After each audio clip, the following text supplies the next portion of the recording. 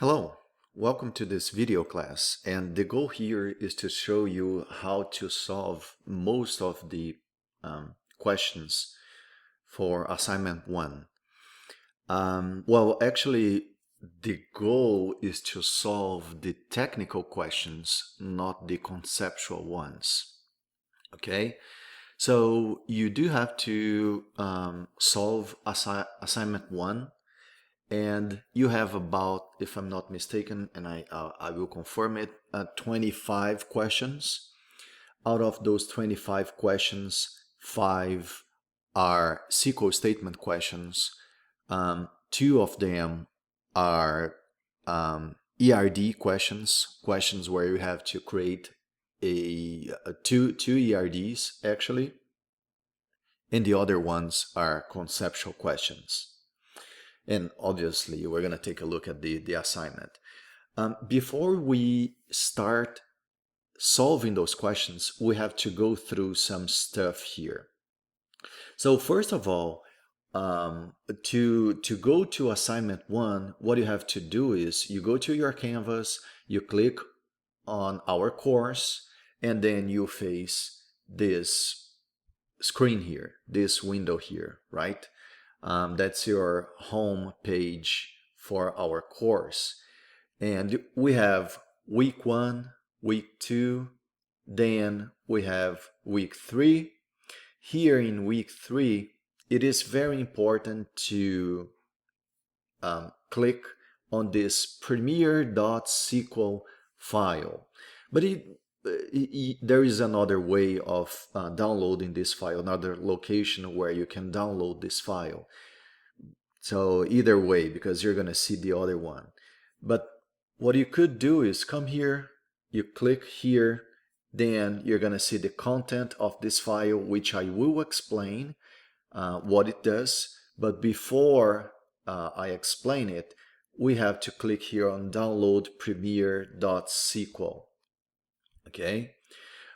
Okay, so as I clicked there, it downloaded this file to my computer.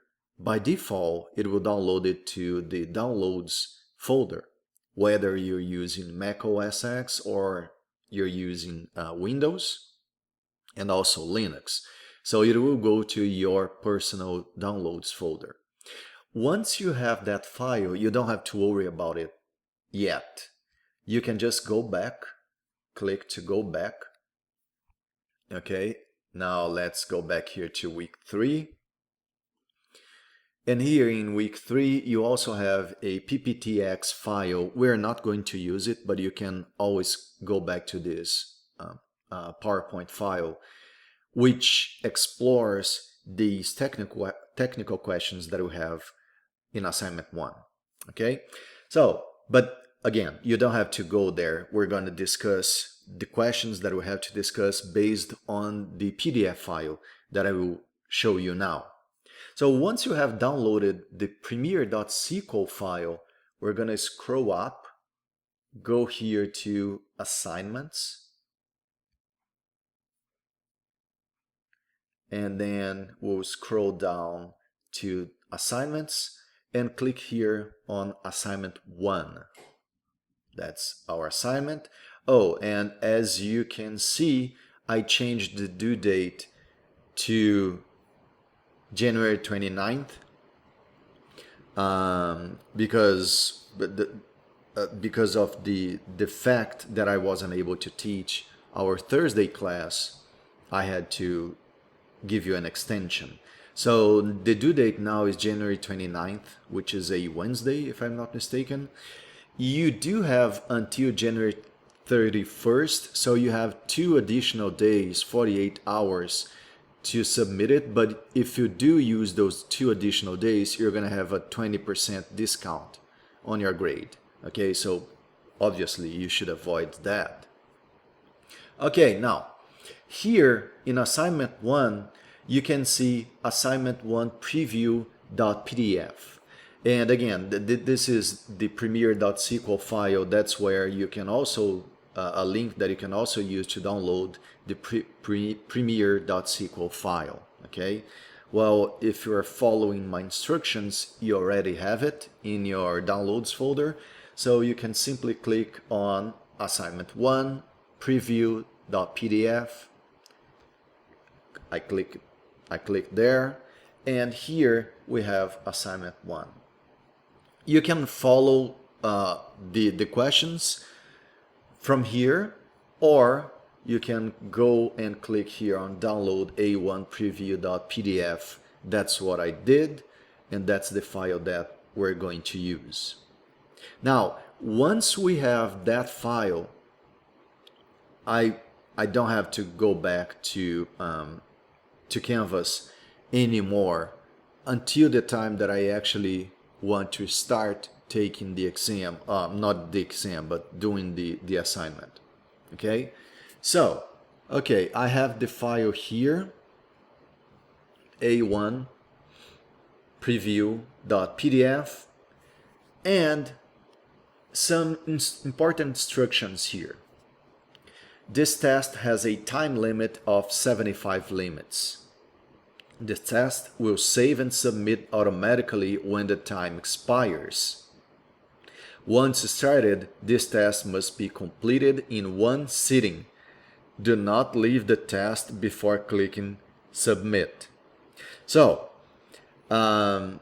it is very important to keep in mind that you have 75 minutes to finish the test once you have clicked on start, okay, or take quiz or take exam. I don't remember what the button says, but make sure that you have solved all the questions. So we have 30 questions, okay? Make sure that you have solved all the 30 questions before you go to your Canvas, click on assignments, assignment 1, and before you click, in your case, it's going to be something like take quiz. Since I have the instructor view, it shows a bit different. But before you click here, please make sure that you have solved all the questions, okay? The reason being, you won't be able to solve everything, including the technical implementation, in 75 minutes, right? So you don't want that to happen. That's why I give you a preview of your assignment 1 and all the assignments. So you can go through the questions previously and then you take it, okay? Okay, now the questions. You have here question 1, 2, 3. All these questions are conceptual questions which you can use the textbook or whatever you need to solve, to answer those questions. So what are you going to do? You're going to read the questions and you're going to take notes. So for example, let's say that for question 16, the correct answer is the first bullet here, the first option. So you write it down. Question 1, option C, for example. Question 2, option A. Question 16, option A. So you have that written down before you start the exam. Now, question 17. This is a technical question. You have to upload a file, as you can see here. So let's read this question. Use the scenario described by a customer can make many payments, but each payment is made by only one customer as the basis for an entity relationship diagram. See Files, SQL Workbench and SSH Logging, Creating ERDs for Drawing.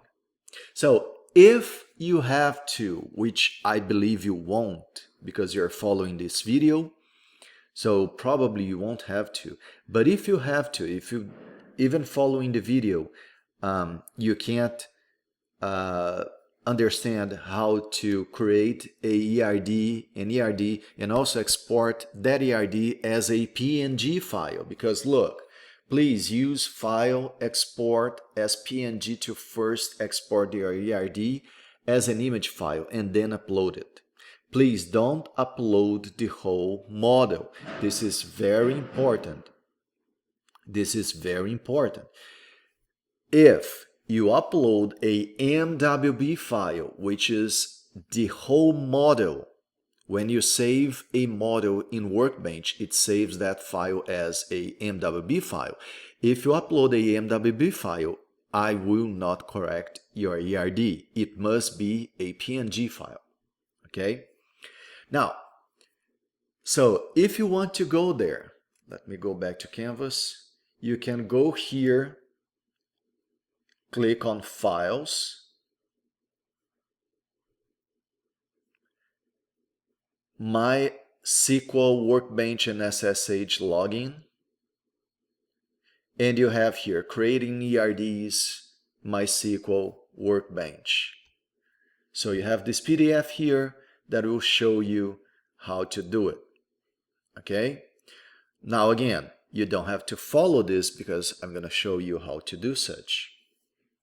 But you do have that resource there. Okay. So, going back to our assignment 1. Question 17. Let's read this business rule once again. Use the scenario described by a customer can make many payments, but each payment is made by only one customer. The first thing that we have to analyze here is the business rule is supposed to tell you the type of relationship that you're going to have and the entities involved in that or those relationships. Once again, what is the first thing that we have to do when analyzing a business rule? Find the nouns. Find the entities. Here, I have two nouns. A customer. So customer is one entity. Can make many payments. That is another noun, that is another entity. Payments. But each payment is made by only one customer. Okay, so first, how many entities or tables are we going to need? 2. One is going to be customer, the other one is going to be payment. Keep in mind that it's not customers, it's customer. It's not payments, it's payment.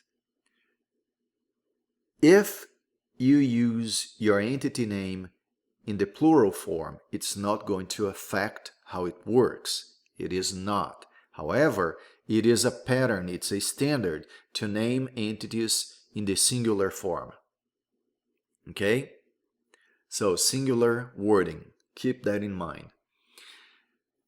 Those two entities, and then we have to analyze the type of relationship that we... Okay, so this business rule is telling us that these two entities are related. Okay, how? Because a customer can make payments. And we have the payments table, we have the customer table, they are related, as we can see. Now, what is the type of relationship that we have here? A customer can make many payments. We first have to analyze from one table to the other, and then from the other to the first. Let's first analyze the relationship between our first table, which in this case is customer, to our second table, in this case, payment. So this is the first part that we have to analyze. A customer can make many payments. Observe that we're talking about each specific customer. One customer can make how many payments? Many. So, from customer to payment, what type of relationship do I have? One-to-one, one-to-many, many-to-many. Well, it's very clear here. One customer can make many payments. So we have a one-to-many relationship. But it's from customer to payments. We have to analyze the opposite. Okay, so let's do it. But each payment is made by only one customer. So one payment can be made by only one customer. This is a one-to-one relationship. When we have, and now we have to understand the type of relationship that we have, the overall relationship type. The overall relationship type is going to be the broader relationship type. So from one to the other, it's one to many. The other one, from payment to customer, is one to one. I will have a one to many relationship. So in this situation, I will have a one to many relationship. This is very important before we actually deploy our ERD.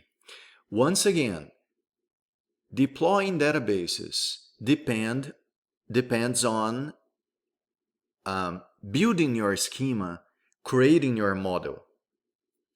Once we have that in mind, we can actually start drawing our ERD. Okay, so now what are we going to do? I'm going to go to Workbench here. Okay, so when you open MySQL Workbench, this is the screen that you should see where you have your connection there. You already have it created. Okay, but if you click here on this icon where you have 3 tables connected, you click it there, probably yours will be empty. I have a bunch of models here, but yours should be empty. What are you going to do? You're going to click on the plus sign over here. It is going to open this screen. Okay, the first thing that you have to do is to double click MyDB. Why? Because this is where you name your schema or your database. And your database name is not MyDB. It's your FSU ID. So once again, each of you guys have your own database, which is your database name is your FSU ID. So you have to double click it here. It's going to open this window and you simply type in your FSU ID over here, which in my case is D. Nunes de Oliveira. Enter. Click on the X to close it. And then this is what you're going to see. Okay, now it's different there. And you're going to click on Add Diagram. Double click Add Diagram. There. So this is the screen that we use to create our ERD. What do we have? We need 2 tables and a relationship between those 2 tables. Okay, let's revise. To create 2 tables, well, actually to create at least 1 table, what is mandatory? What is the requirement? We must have, that table must have at least 1 primary key attribute. Okay, so since we're going to have 2 tables, customer and payment, we're going to need at least 1 attribute in each of those tables. In the customer table, we need 1 attribute that we're going to define as a primary key. And we also have to keep in mind that the primary key attribute must hold unique values. So if it is not going to work, well, it does work, but it's not the best solution. Actually, it's far from the best solution. If I create, so for example, for my customer table, I create 1 attribute which is first name, and I define first name as the primary key. Well, there are there are going to be probably many repeated first names, which cannot occur, right? So you have to avoid that. What is the attribute that we're going to create as a primary key? Well, usually you create a number. For example, customer number or customer ID or customer code, whatever it is, you create a number that you're going to define it as a number. You create an attribute that you're going to define it as a number, as a primary key, and you will make sure that each record will have a unique value for that primary key attribute. Same thing for the customer table, for the payment table. So instead of just creating 1 attribute with name with the name, let's say, amount, because you may have several different payments on this with the same amount, right? So you should avoid that, because actually you have to avoid it, because you cannot have records where the primary keys are repeated. So you're going to create, let's say, payment code or payment ID, for example. Okay, so now you have those two tables. One has a primary key, the other one also has a primary key. Now, what do we need to correlate to establish a relationship between those two tables? We have to keep in mind that to establish a relationship, we need a foreign key.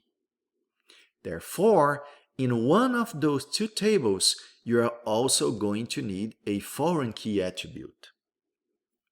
Now, let's actually deploy it to understand it better. So, how do we start doing it? Now that we have everything set up in our mind or in a paper, we can actually start deploying it.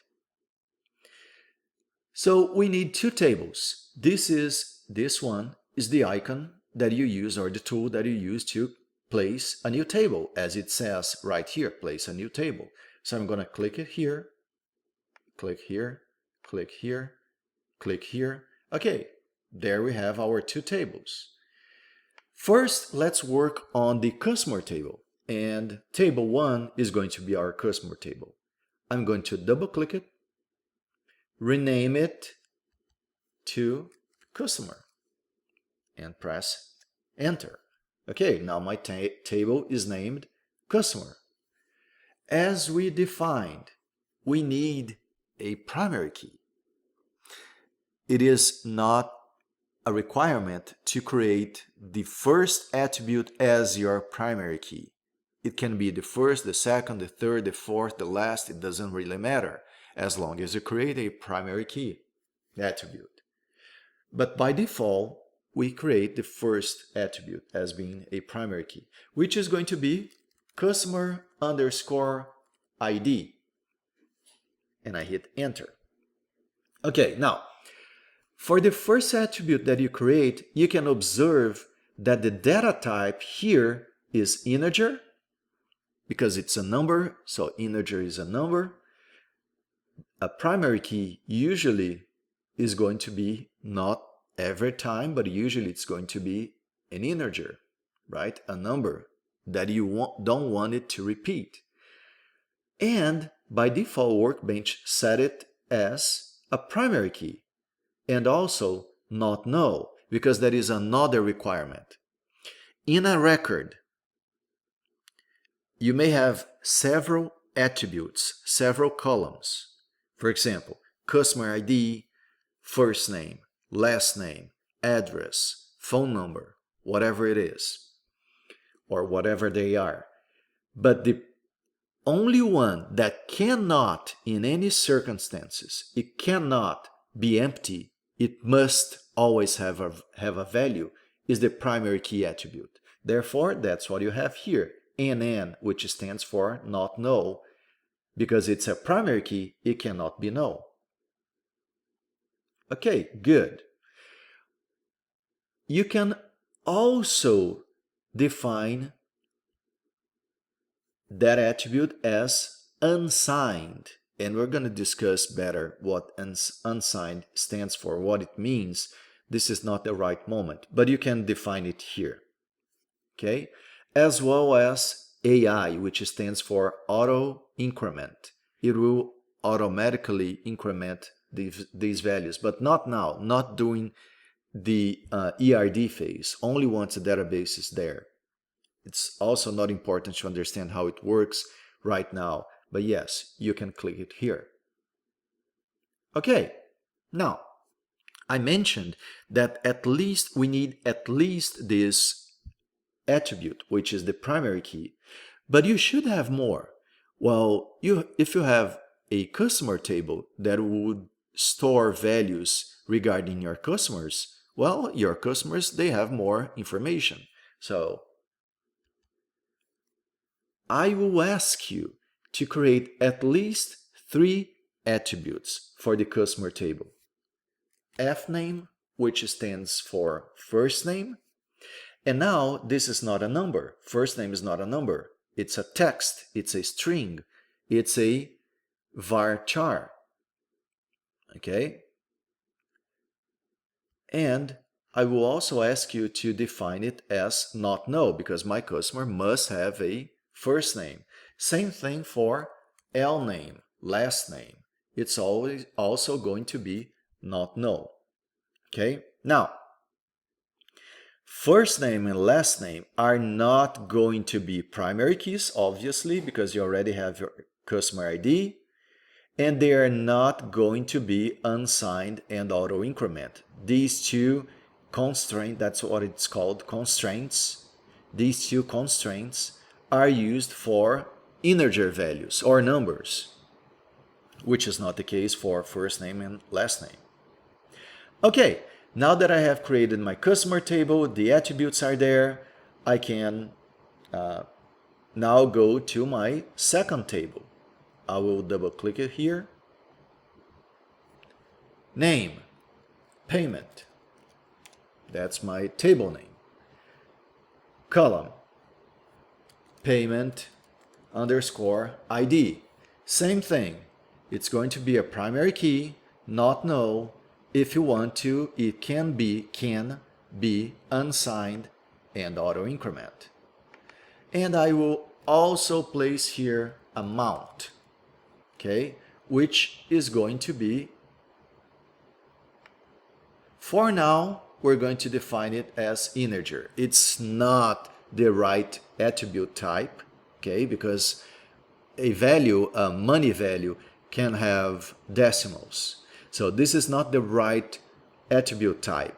But since we haven't discussed these attribute types yet, we're not gonna bother, okay? So you can just leave it as integer. Well, a payment must have a value. It cannot be empty. So I'm going to check not no here. I'm not going to check the primary key PK checkbox because the primary key is this one. Okay? You're not going to check unsigned. You're not going to check auto increment. Okay. Are we done? No, we're not done yet. We are done according to the attributes that we want to create. But it's not about what we want. There is also what we need. And remember, in order to establish a relationship between two tables, it's about what you need, right? You do have the attributes that you want, but you also have the attributes that you need. To establish a relationship, you need the primary key, but also the foreign key. The foreign key is the attribute that will connect to the primary key of the other table. That is the attribute that will establish the relationship between the two tables. Now, before we create that foreign key, we have to keep in mind, we have to understand which table, which of those two tables will have the foreign key. Are we going to place the foreign key in customer, where we're going to have a foreign key named payment ID that will be a foreign key to payment ID from payment? Or are we going to create customer ID in payment, in the payment table, being a foreign key to customer ID from the primary key, to the primary key customer ID from customer? Which of these two options? What is our solution? So the best solution is identify what is called the parent table and the child table. We're going to discuss that more in another class. Actually, we're gonna have a class just to discuss how to define the parent table and the child table. But in summary, all you have to do is analyze which table will have less records. Which table are we going to have less records, customer or payment? So we have to go back to the business rules. And the business rule tells us A customer can have many payments, which means that each customer here can have none, one, or many records associated with in this table. So that means that I can have one customer here and no payments, one payment, or many payments here. Now, the other way around, a payment can be made by only one customer, which means that I will always have a payment associated with one record here. This means that I will never have more customers than payments, because each payment will be associated with one customer. Now, I can have one customer with many payments. Therefore, you can see that we're going to have more records in the payment table than in the customer table. Once we identify that, the table that has more records is going to be the child table. And the table that has less records, will have less records, is going to be the parent table. Why? Because a parent determines a child, right? The child table depends on the parent table. Okay, so customer is our parent table. Payment is our child table. The foreign key is always going to be placed in the child table. So I'm going to double click it here. I'm going to go here and add one new attribute or column, which is going to be a copy of the primary key of the parent table, customer underscore ID. Same name. Does it have to be the same name? No, it doesn't. However, it's a lot easier for people and yourself to understand if you do such. So, same name, same type, customer ID as a primary key here is integer. Customer ID as a foreign key must also be integer. Also, you have to check the same constraints. So here in the customer table, we defined customer ID as unsigned and auto increment. Now look, it is not going to be a primary key. It is, well, it can be, you can check not no, but it will depend on other stuff. So for now, I am not going to check not no. But the constraints unsigned and auto increment, not auto increment, but the constraint unsigned must be checked if customer ID as a primary key here was defined as unsigned. Otherwise, it wouldn't work. Okay, so now my tables have been created. What do I do now? I'm gonna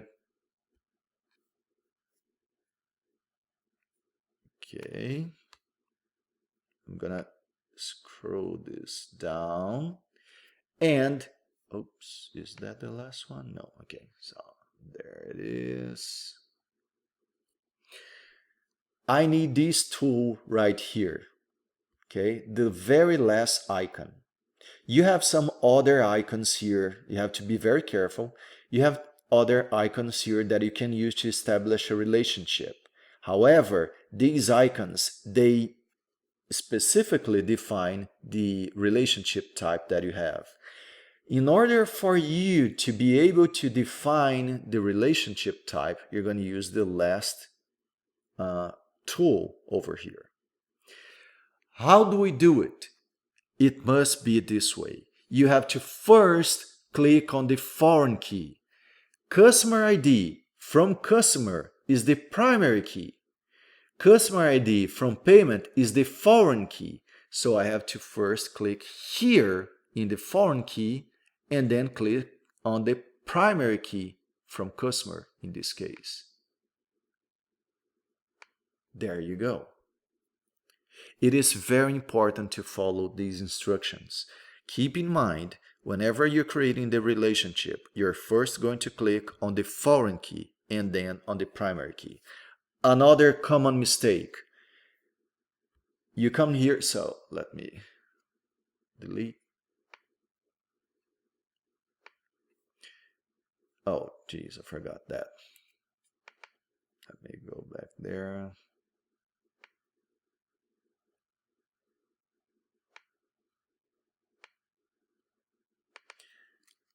Customer ID.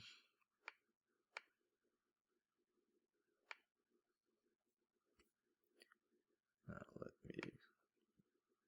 Okay, so you come here, and instead of clicking on the I did. Okay, so instead of clicking on the foreign key attribute, it's common to see people clicking on the table. No, you have to click on the attribute, the foreign key attribute here. And when the same thing on the other table, instead of clicking on the primary key attribute, people usually click on the table. No, it must be on the primary key attribute. That way, okay? Let me just go here and delete this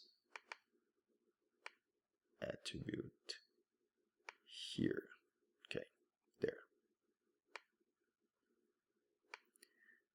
Okay, there it is. Now, if we observe the link, the relationship link, customer may have one or many payments. A payment is made by one and only one customer. Okay, good. That's exactly what I need, right? That's exactly what I need. Now that your ERD is done according to the business rule, you just have to export this ERD as an image. Okay, how are you going to do this? You are going to click, it will depend on your operating system, and you can't see in my screen here. But the way you're going to do it is, if you're using Mac OS X, if you're using Mac, you're going to go to the top left menu, which is MySQL Workbench. That's the first thing that you have to do. That actually, this is not how you export the image, but you just have to make sure that you have this. So you click on MySQL Workbench, and the screen may be a little weird because I'm not capturing the entire screen, but you're going to click on MySQL Workbench. If you're using Windows, you're going to click on Edit. On both of them, whether it's MySQL Workbench or Edit in Windows, you're going to see the Preferences option. You're going to click on Preferences. Okay, now you can see this screen. Once you have this window here, first, you're going to click on SQL Editor. You're going to scroll down here, and yours probably have Safe Updates checked, like that. Make sure you uncheck it. That's the first thing. Then you go here to Modeling, MySQL, and yours should be 8.0. something. You're going to change it to what you see here, 5.7. And I will explain that in another opportunity. But okay, so that's what you have to do. And then you click OK. Okay, after that, how do you export? Now, once you have done this that I just showed you, uncheck Safe Updates and change the version, your MySQL version, from 8 to 5.7 and click OK. You don't have to do that anymore. It's just one time, okay? It's done, it's done.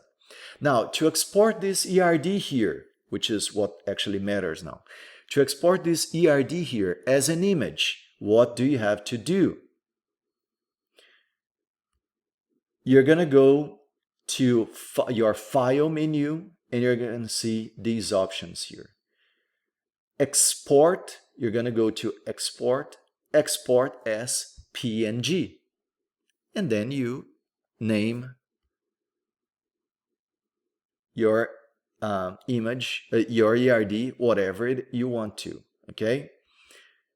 PNG, so make sure that you say you export it as a PNG file. Why? Look, please use file export as PNG to first export your ERD as an image file and then upload it. Please don't upload the whole model. If you upload the whole model, I won't accept it, okay? It must be a PNG file. And then you upload it. Question 17, done, okay? And then we move forward. So we have question 18, question 19, question 20, 21, 22, and then 23. I'm not going to show the steps again because it's the same idea, okay? But let's just discuss the business rule. So question 23, it's the same thing. You're going to create an ERD and export it as a PNG file. What type of ERD you're going to create? Well, it must be based on this business rule. Let's see.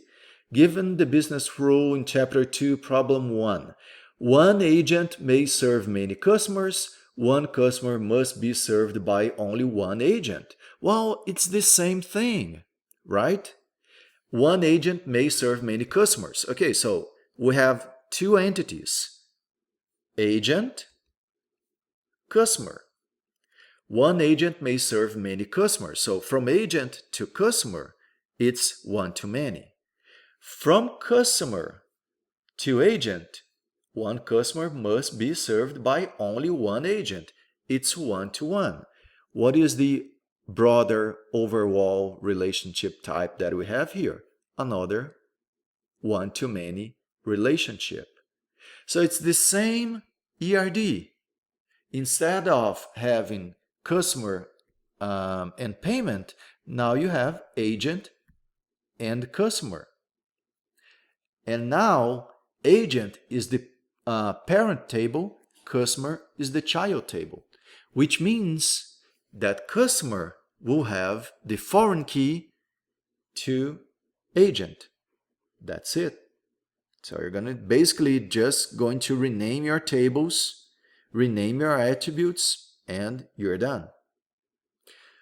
Again, file, export, export as PNG, okay? Keep that in mind. Okay, then we move forward to these last questions here. 24, 25, 26, 27, 28, 29, and 30. These are also technical questions, but they require you to use SQL statements. You're not going to create the SQL statements. They are already here. You just have to test them. Now, we have to understand how this works. So let's take a look at what it says here. Question 24. Use the Premier database schema in database resources. So you can either go to Files, SQL Resources, and then you have your Premier SQL there, or you can just click on the premier.sql file that we have in our Canvas homepage, or you can go to assignments where you have this PDF here. You have the assignment 1 preview.pdf. You also have the premier.sql file there. Well, at this point, I assume that you've been following my instructions, so you should have your premier.sql file in your downloads folder. So that is the file that we are going to use in order to test these SQL statements. So let's go back to our MySQL Workbench software and see what we have to do, understand what we're going to do. So I'm going to go back to MySQL here. I don't need this ERD anymore. I am going to click here on that Home button. Now I am not dealing with ERDs anymore.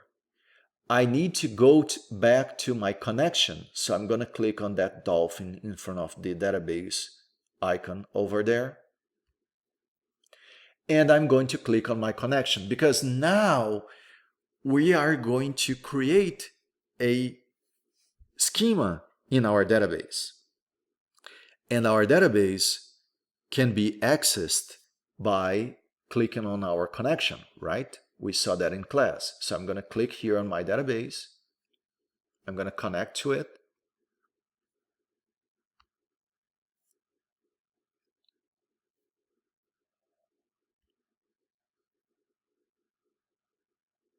There you go. So, okay, so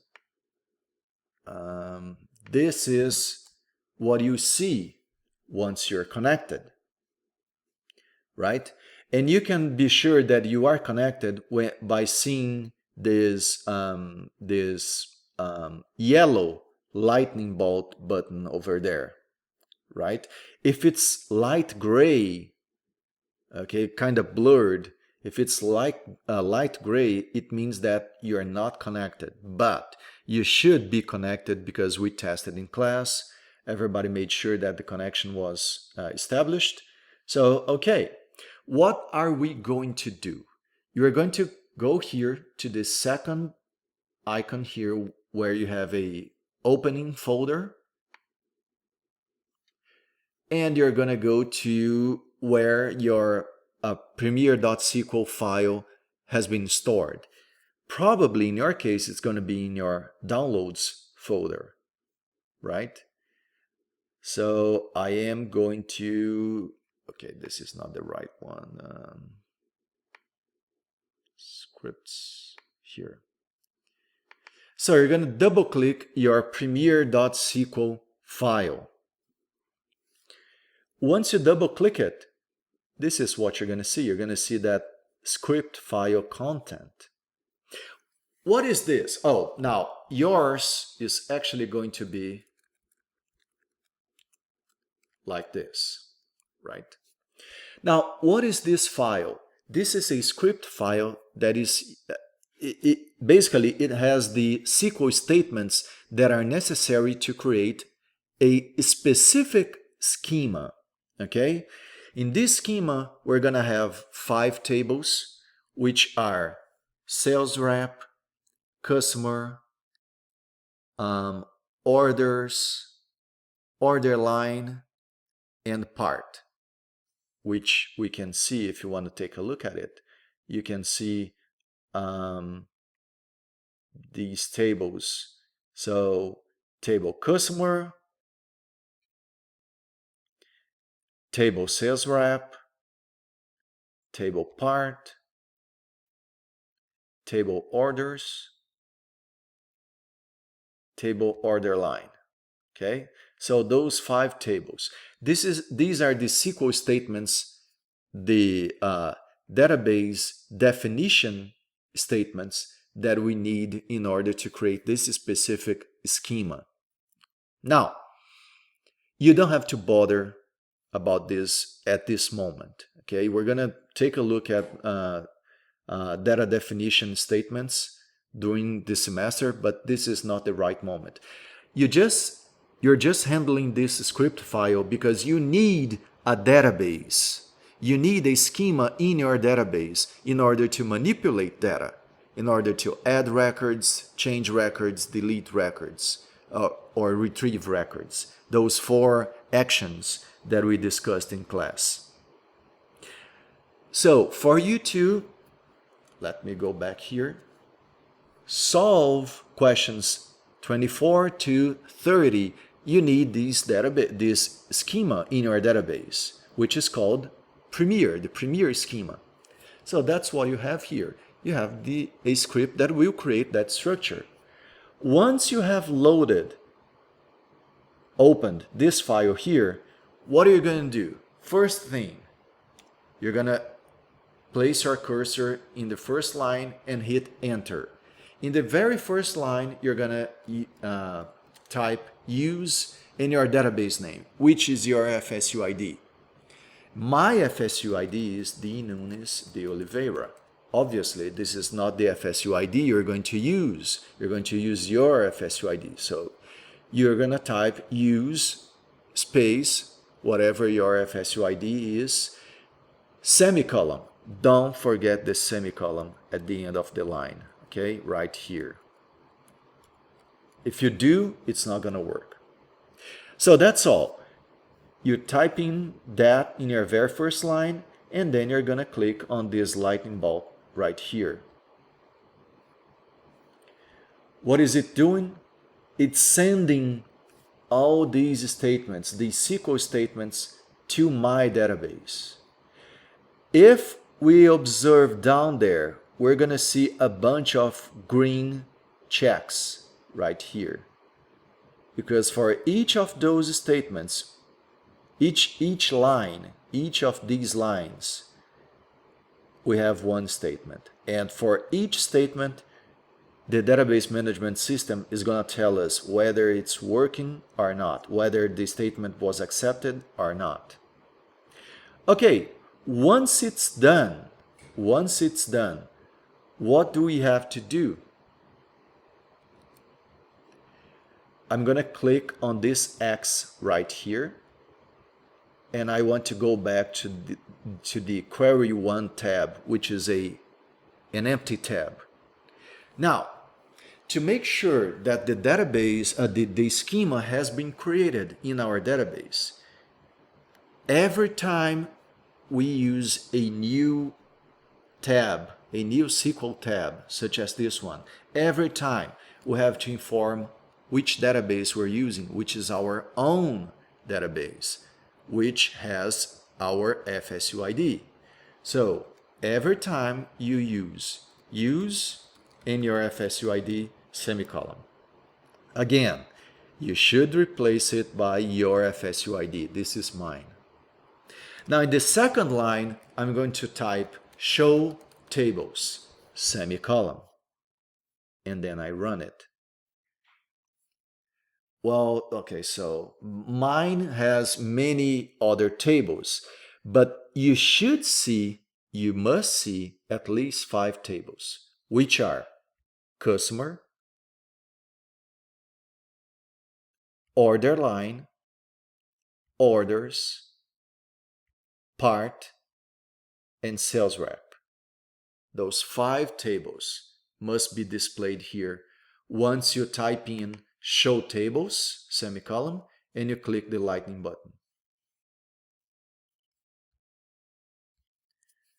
Okay? If that doesn't happen, that means that you didn't follow a specific step, you missed something there, and you have to go back and follow my instructions once again. Okay? Now that you have the tables being displayed here, it means you have your Premier schema deployed in your database. Okay, that's what we need to solve questions from 24 to 30. What are we going to do? I'm going to erase the show tables here, leave use FSUID semicolon, and now we start solving those questions. Okay, so let's take a look at question 24.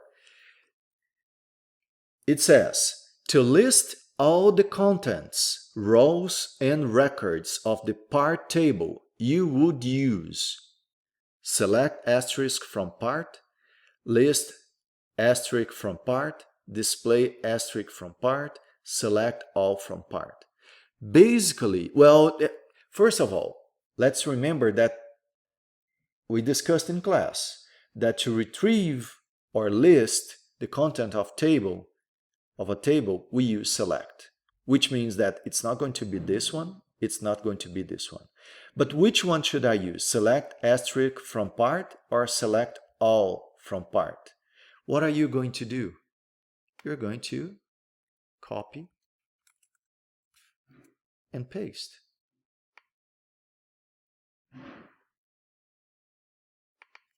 However,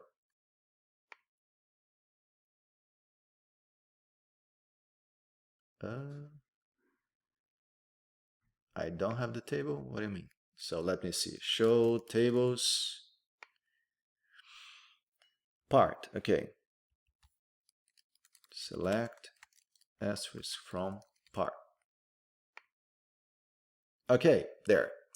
One thing that you have to keep in mind, the attributes and table names, attributes names and table names must match what you have.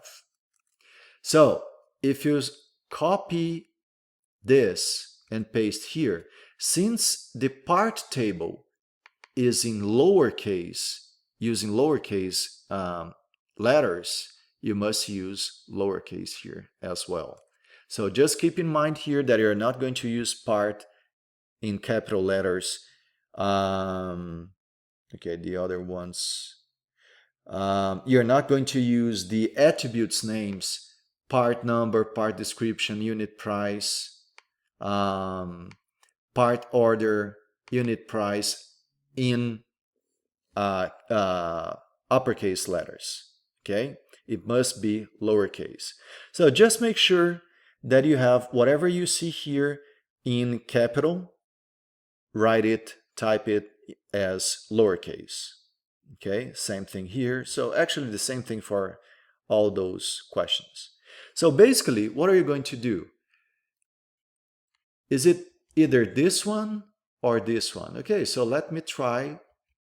Okay, so select asterisk from part actually worked. I can see the records, the rows, and I can see the attributes, the values for each of those records. Okay. What if I use select all? Nope. Error code 1064, you have an error in your SQL syntax. So you know that this is the right option. And you go to 25. Select customer underscore number as cus underscore num from customer where customer number equals 256. Here, cus underscore num is an alias, a data type, an original table column name, and added table attribute.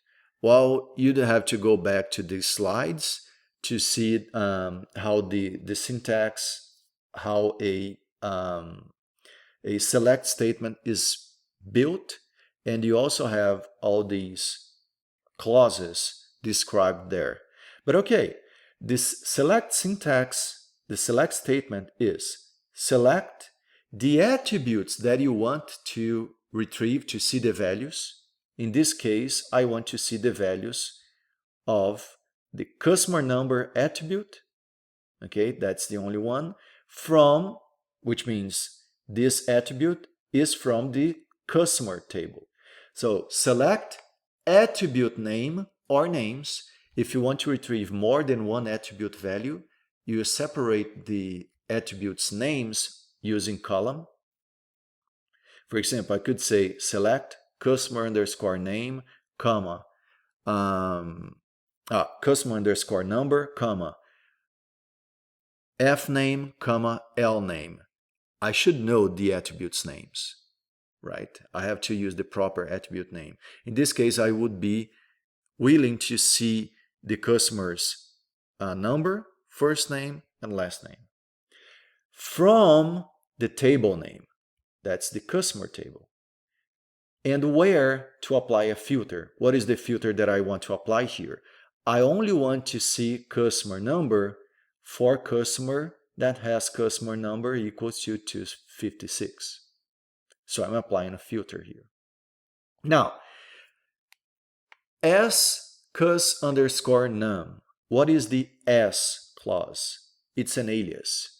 So you're using, instead of when the result is displayed, instead of showing customer number as the description, it's going to show cus underscore num.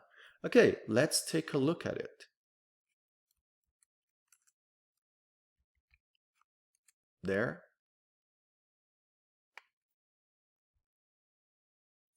And once again, there is an icon. Okay, where select customers from customer. Okay, let me see what I'm doing wrong here.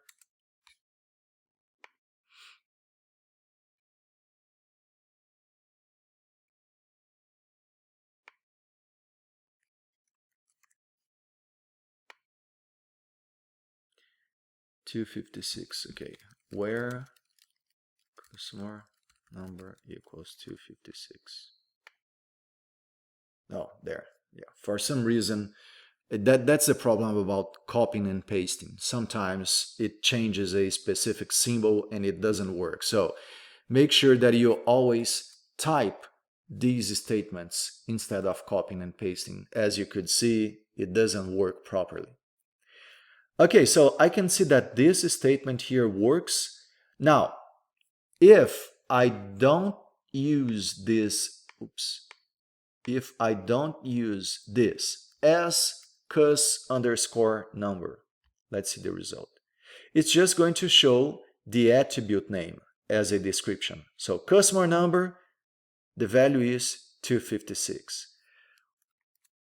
When I use as, I'm creating an alias. Now observe, I'm not changing the attribute name.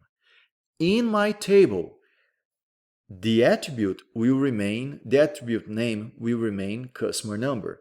But just during the display here, the result set, it's going to show as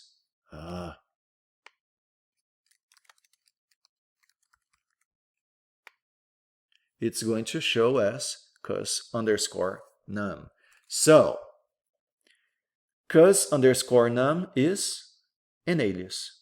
It's not a data type. It's not a column name. It's not a table attribute. Question 26. The query used to list the part number, part description, and part price from the part table in ascending order by part price is. What are you going to do? You're going to copy. Actually, you're not going to copy paste. You're going to type this first statement here in Workbench, and run it to see the result. You do it for each of these ones. And then you're going to see, you're going to analyze which one is the correct one. The query used to list the part number, part description, and part price. Here it says unit price. Here it says part price, right? From the part table in ascending order by part price is. So what is the difference here? Here I see unit price. Here I see part price. So it depends on how it was defined in your table. That's why you have to test all the statements to see the difference. I can tell you in advance that part price has been defined as unit price, which means that this one is not going to work and this one is not going to work. Therefore, we have this one and this one. Okay, let's see the difference between those two. From part, that's a table name, order by unit price. And here we have same thing, from part order by unit price ascending. It wants you to display the result in ascending order by part price. By default, when you don't define whether you want to display the result in ascending order or in descending order, as here it's not defined, right? So it ends here. It doesn't say whether it's ascending or descending. By default, it will display in ascending order. So what is the difference between this one and this one? Both of them are trying to display the result in ascending order. Yeah, but the thing is, when you want to define ascending, you don't use ascending, you use ASC. It should not have these characters here. So this statement here is not going to work. Therefore, this is the right option. Question 27. When you use the following command, delete from orders, what is it going to do? We discussed in class, delete records. But now we're not using any filter. I'm not saying delete from orders where, so I'm not applying a filter. Delete from orders where order number equals whatever. So I'm not saying I want to delete this specific record. I'm just saying delete from orders. What is it going to do? No rows will be deleted. Only the first row, only the last row, all rows will be deleted. Okay, so you're gonna type all these statements here. Oh, I'm sorry. You're gonna type this statement here. Now, how are you going to see the result? Whether it did not delete any row or deleted all rows or just the first one or the last one. After you do delete from orders with lowercase letters, then, so you do it, you run it, and then you're going to do select asterisk from, is it orders? Orders.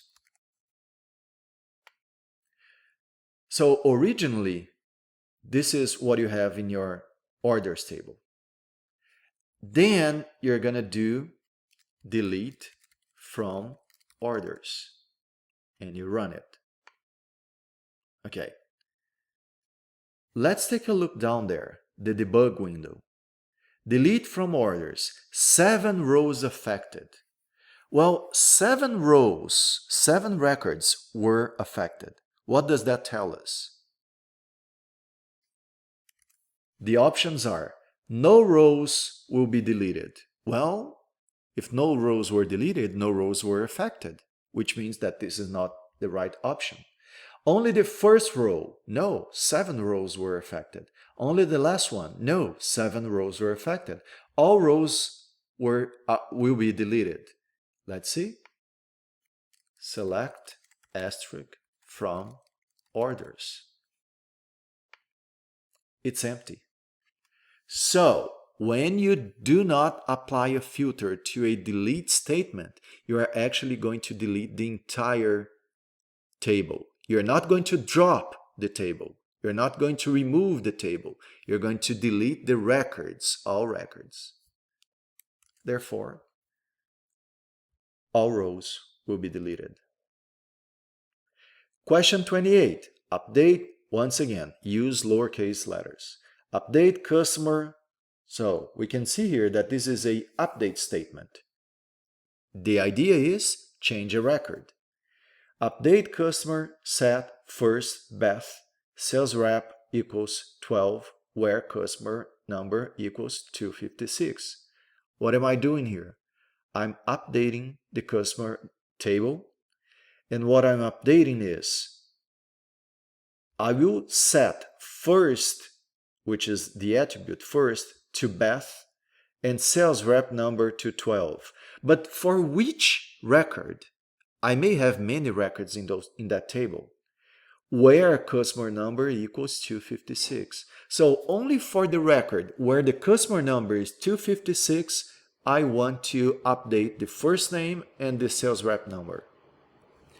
The above command, so you have to do it, type this statement here. Once you type the statement there, you run it, don't forget to run it. What are you going to do? I have to check the customer table. Select asterisk from customer. So, this record here, customer number 256, that's the original record.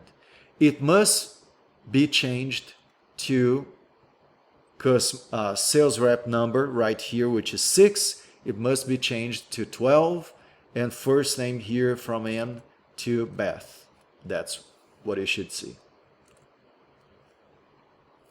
The above command will modify all records. No, will modify the first name and sales rep number for customer 256. Yes.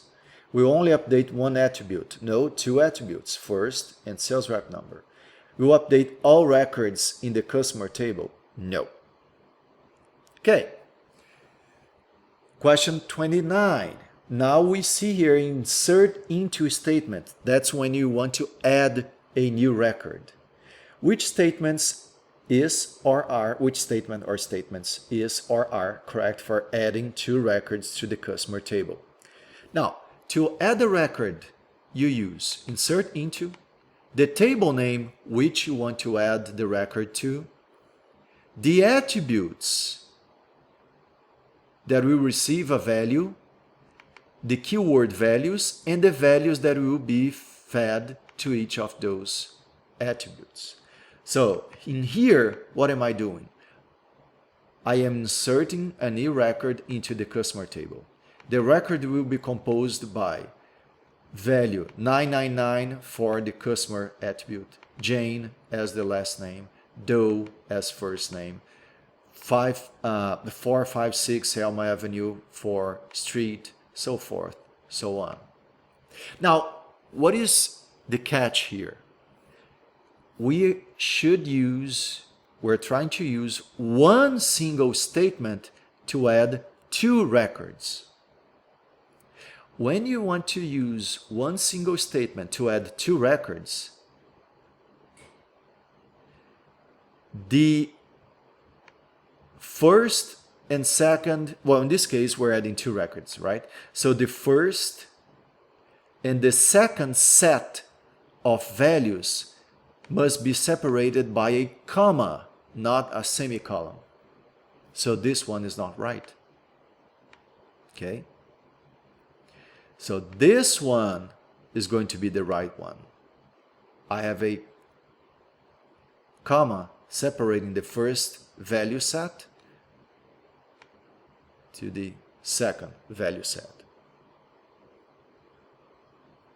Now, another option is if the number of values match the number of attributes that exist in that table, I can omit the attributes' names.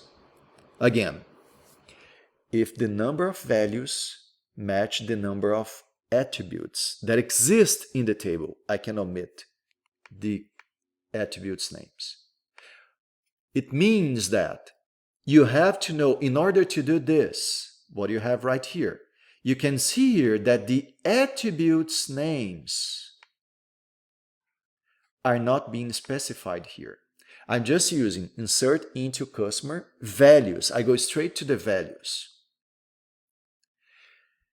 If the number of values match the number of attributes that exist in the table, I can omit that. So to do this, so I have here 1, 2, 3, 4, 5, 6, 7, 8, 9, 10 values. For this to work, I have to make sure that my, in this case, customer table has 10 attributes. If it had, let's say, 12 attributes, I couldn't omit these attributes. Okay? However, since I know that my customer table does have 10 attributes, this will work. Okay? How can you know the number of attributes that a table has? Well, let's go back here.